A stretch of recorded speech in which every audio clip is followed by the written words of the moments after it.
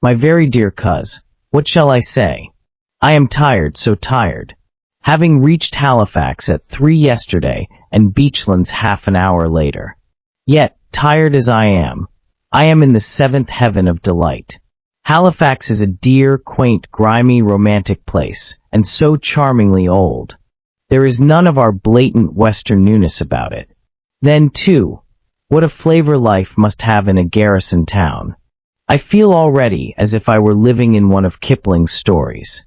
But my impressions of the Warden of the Honor of the North are yet too raw to be of any value, and well do I know that if they were finished to the nicest degree they would only bore you. You want to hear about Beachlands, Aunt Clara, Uncle Maurice, and Elizabeth. Well, you shall have the very best picture my weary pen can sketch. Beachlands is delightful, a stanch old house of mellow red brick, looking as if it had been steeped in the sunshine of a century's summers, with ivy and the glamour of royalty hanging about it. For you must know, dear Mills, as Uncle Maurice did not fail to tell me before I was well under his roof, that the Duke of Kent lived at Beachlands for as long as 6 weeks during his ancient sojourn in Halifax. And it is said that he planted the aforesaid ivy with his own royal hands, which you may believe or not, as you like. But on no account let Uncle Maurice suspect your heresy if you do not. The grounds were also laid out under the same princely supervision, and due credit to his taste, being magnificent. Such trees, dear Mills, you never saw, and the view of the harbor is the finest in Halifax. Uncle and aunt are kind, old-fashioned folk, much surprised to find that I am not still the little girl of 10 from whom they parted 9 years ago. And Elizabeth. Ah, now you are interested, much more interested than in all my chatter of Beachlands and its ducal memories. You want to hear all about this cousin of yours and sister of mine, whom you have never seen, and I have not seen for 10 years. Ever since our mother died, and your parents took me into your western home, while Elizabeth came to Beachlands. Well, Elizabeth is very beautiful, and I am so like her that when we look in the glass together, I am half puzzled to know which is my own face. Are you shocked at my vanity? My dear, it is the simple truth. Elizabeth and I are marvelously alike. In spite of 10 years' seniority, we might, as Uncle assures us, be taken for twins. The only noticeable difference is that I have color, while Elizabeth is pale. But with our looks all resemblance between us ends. I am, as you know, a most friendly creature. Elizabeth is cold and reserved in manner. I laugh always. Elizabeth never, though her smile is sweet enough to atone for the absence of laughter. I prattle my secrets to all and sundry, alas. Elizabeth shows no sign of being confidential. I have no dignity. Elizabeth is dignity incarnate.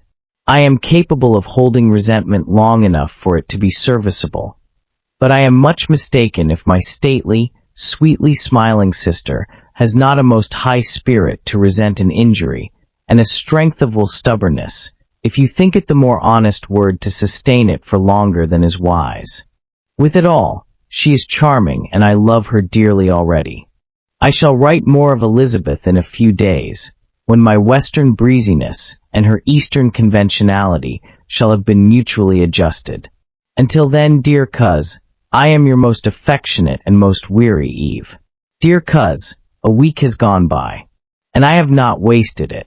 I have found out the secret of Elizabeth's romance. For Elizabeth has a romance and has shared it with me, very unwillingly, be it confessed, and only because she could not help herself. I fear that Elizabeth has a most unsisterly disapproval of me, in spite of the fact that I think she loves me also. At first I did not suspect Elizabeth of human weakness, although it struck even my frivolous perception that in repose or solitude her face was much sadder than the face of a beautiful girl of 19 ought to be.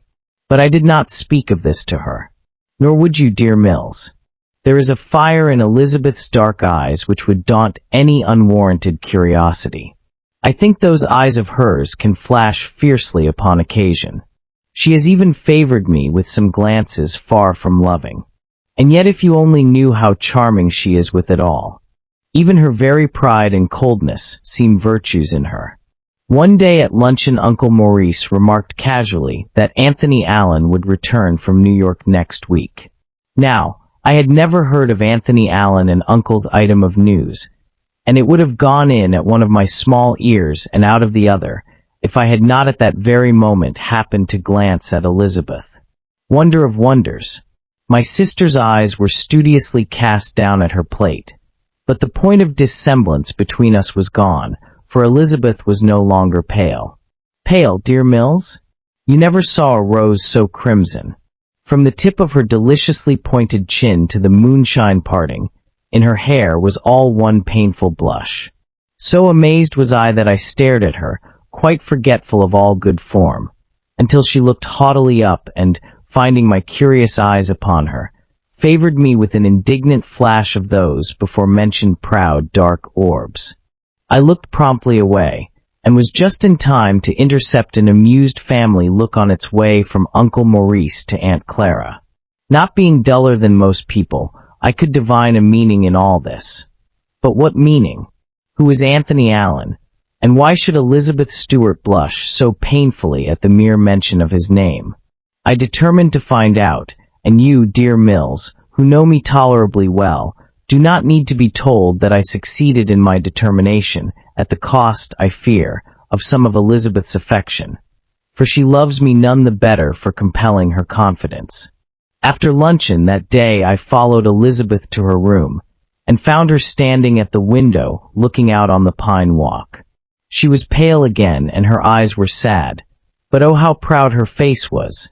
"Elizabeth," said I, sitting down in a chair whence I could see her profile, "who is Anthony Allen?" Again that magnificent color. But her voice was steady and even-toned as she answered, without turning her head, "He is the son of our neighbor, Mr. Allen. They live over there at Rockywold. You can see the house over the pines of the walk." "Is he your lover, Elizabeth?" I asked daringly. Elizabeth flashed round upon me in right royal anger. "How dare you, Evelyn?" she cried. "No, no, no. Methinks the lady doth protest too much," I quoted provokingly. "One no would have been more convincing." "Anthony Allen is nothing to me," said Elizabeth coldly, mastering that blaze of temper instantly. "I should not put myself to blush over the name of a man who is nothing to me," I said with a smile. How angry she was, and how well she hid it. She did not deign to answer me, but turned haughtily away to her contemplation of the pine walk. I went over and slipped my arm about her. "Sister mine, tell me all about it," I coaxed. "There is nothing to tell," said Elizabeth freezingly. "Then Aunt Clara can tell it as well as another," said I. "You would not ask her," cried Elizabeth. "Oh, Evelyn, you are cruel. Since you will have the truth of the matter, take it. Anthony Allen and I were to have been married this fall, but his conduct was so he behaved disgracefully to me, and I broke the engagement. I do not repent it. I do not care for him in the least now. That was a fib, dear Mills, and I knew it." This little bit of femininity endeared Elizabeth to me wonderfully. "Does he care?" I asked sympathetically. "He has tried to make our quarrel up," she answered reluctantly. "But he need not, for I will never forgive him." And if you had seen the light in her eyes and the haughty curve of her lips, as she spoke, you would have thought poor Anthony's chances about as fair as I do. Then, after having told me so much, she took leave to be angry with me, and told me never to speak of the matter to her again. But I shall please myself about that. And I know quite well that Elizabeth is breaking her heart in secret over this same Anthony. Aunt Clara has since told me something of him.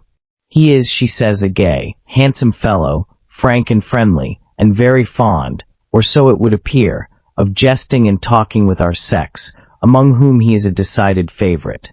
Not at all a flirt, you understand, but simply as nature made him. And this, it seems, Elizabeth does not like. Oh, in spite of her queenliness, she is not above a little honest human jealousy.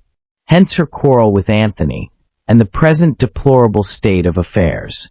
Yet Aunt says that Anthony cares for no woman in the world except Elizabeth, and never has cared for any other. But such is my sister's pride that she will not listen for a moment to any pleas of his for forgiveness, and has sent back all his letters unopened. Now I love my sister who is unhappy, and although I have never seen him, I also like this Anthony, who is very certainly unhappy too. Would that I could unravel this tangle in their loves. Perhaps fate has brought me to Halifax for no other purpose. And though I must confess that I do not at present see any way of helping this unlucky pair of lovers out of their dilemma, still, my vision may be clearer later on. It is on the knees of the gods. Be assured that if I can do anything, I shall, even if, as I suspect, this strange Elizabeth would resent successful interference as keenly as failure. But her anger shall not daunt me from doing her a sisterly kindness. I am, dear Cuz, your most affectionate Eve. Dear Cuz, did I not tell you that fate was mixed up in this matter? When you hear my story, you will doubtless say that Evelyn Stewart seems to have taken a much more prominent part in it than fate. But that will be your shortness of sight, my dear, even as Elizabeth persists in being angry with me. For 2 whole days she has not vouchsafed me a word or a look, but I have the approval of my conscience. And besides, I think Elizabeth will come to her senses and forgive me in time. But to my story. Oh, my dear, such a story. And remember, it is a secret which none but you and I and my lovely and provoking sister must ever know. Least of all Anthony, who must go to his grave in ignorance of it. For days ago I was curled up comfortably in the library at dusk, indulging in brilliant daydreams, when one of the maids entered with a letter which she said had just been left at the door for me. I took it, opened it without looking at the address, and walked to the window to read it by the fast fading light. Well, the letter was not for me. It began, "My dear Elizabeth," and was signed, "Yours repentantly, Anthony Allen, . I picked up the envelope, which was addressed plainly enough to Miss Elizabeth Stewart. In the dim light the maid had mistaken me for her, which happens frequently. Did I read the letter? You ask. Verily, yes. Or rather, when I glanced at it, the meaning of the few lines written on the page was borne in upon me without any effort on my part. As nearly as I can remember, for I had no after opportunity of refreshing my memory, the letter being in ashes 5 minutes later, they ran thus: "For the last time I implore your forgiveness. On Friday morning I sail for England. I am going there on business, but I shall remain there indefinitely if you will not pardon me. Will you meet me at the old spot at the end of the Pine Walk tomorrow evening at sunset? If you do not come, I shall know that you have wholly ceased to care for me, and I shall never trouble you again." I went to Elizabeth with the letter. "The maid brought me this," I said, laying it on the table before her. I opened it and caught the sense of it before I knew it was not mine. Elizabeth snatched up the letter, glanced at it, and flung it into the smoldering fire in the grate beside her. With all her beauty and dignity, I must say that for the moment she looked the shrew and vixen and nothing else. "Oh, Elizabeth," I cried in dismay. "Won't you forgive him? Won't you go to the Pine Walk?"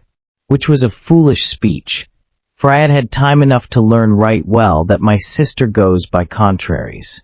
"No," said Elizabeth, all her pride and anger flaming in her face, and behind it the heartbreak looking out of her eyes. "But he is going away," I pleaded, still unwisely, "and he will not come back unless you forgive him. You are setting the feet of your pride on the neck of your happiness, dearest." "Do not speak of this again, Evelyn, if you value my affection," said Elizabeth in her haughtiest manner. "Once for all, I will not go to meet Anthony Allen." I said no more then, but ventured to hope that she hardly meant it. Anxiously all the next day I watched for a hint of relenting. No such hint came. Dearly would I have loved to shake the girl. At sunset I went to her again, as she was reading in the library. I say reading, dear Mills, but considering the fact that she was holding the book upside down, I take the liberty to think that the pain of deciphering it must have overweighed the pleasure of the story. "Elizabeth," I said pleadingly, "he is waiting there for you now. Think of it. Won't you go? Evelyn Stewart, said she icily. Must I tell you in plain English that I permit no interference with my affairs, before you will cease to intrude yourself into that which does not concern you? Indeed, at that I had almost left her to her fate, and I should have had she alone been concerned, but there was Anthony. It was for his good I did what I did. I ran upstairs to her room, whipped her crimson dress out of her wardrobe, and hastened to my own. The dress fitted me perfectly, and when I had wrapped Elizabeth's red scarf around my head to shade my face, and peered into the mirror, I was well satisfied. True, it was a very rosy Elizabeth the first saw, but surely even she, at such a time, would be flushed, and by now the light would be very dim in the pine walk. I slipped out of the side door, and hurried down past the pines. A curve in the walk shut me from the house, just before I came to the hedge between the domains of Beechwood and Rockywold. There at the gate was a manly figure. Indeed, my heart could not have beaten more uncomfortably if I had been Elizabeth herself. At sight of me he sprang over the gate and hastened toward me. Oh, dear Mills, he was very handsome, this same Anthony. No wonder that Elizabeth loves him in spite of herself. A dash of fair hair over a sunburned brow, a pair of frank, blue eyes, a laughing mouth, so much I had time to see before I found myself engulfed in his arms. Elizabeth, he cried. My darling, my darling. And then, but I really could not help it, dear Mills, and I took good care that it should not happen again, for I drew myself quite haughtily away and averted my face. You have forgiven me? He said, holding my hand. Yes, I whispered, but I cannot stay any longer now. I must hurry back, Anthony. You have forgotten that this is the night of Mrs. Dacre's dance, and I have yet to dress. Oh yes, he cried gaily. I wasn't going, but now I will. And I shall meet you there, my sweet.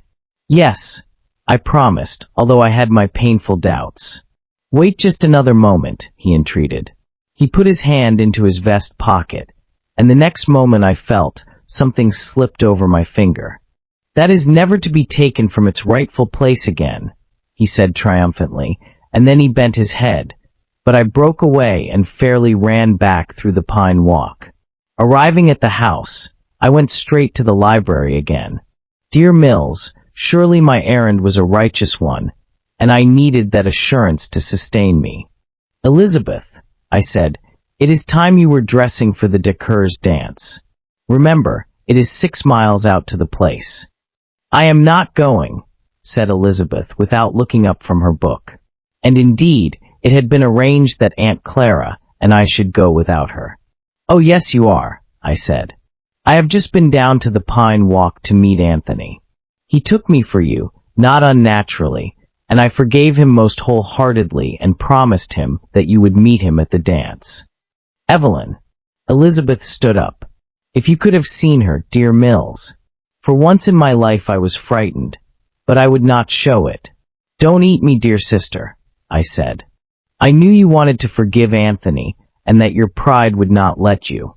You ought to be very grateful to me for having spared you the trouble and humiliation. I shall not go to the dance, and you will. If you keep your own counsel, Anthony will never know it was not you he met in the pine walk. And here is your ring. I laid it on the table beside her and got myself out of the room. For dear Mills, she looked as if she might throw it at me. And I was not at all easy in my mind either, for I had not the least idea whether she would go to the dance or not. But go she did, with mystified Aunt Clara, and I stayed home. The next day Aunt Clara told me that Anthony and Elizabeth were reconciled. She was very gracious to him at Dacre's last night, said our good, unsuspecting aunt. I was a little surprised, for the child is so proud and so resentful when her anger is really aroused that I feared she would never forgive him. But I suppose that when she found out he was going away her love got the better of her pride. It was hardly that way, dear Mills, but I did not say so to Aunt Clara, and all is well that ends well. Elizabeth will be long in forgiving me, but I think that in time she will. As for Anthony, he is safely off to England, and before he returns I shall be gone. so he will never suspect that the girl of the pine walk was not his stately Elizabeth after all. Dear Mills, is it not all a delightful little comedy? I laugh merrily to myself about it. Laugh with me when you read this. Your affectionate cuz, Eve.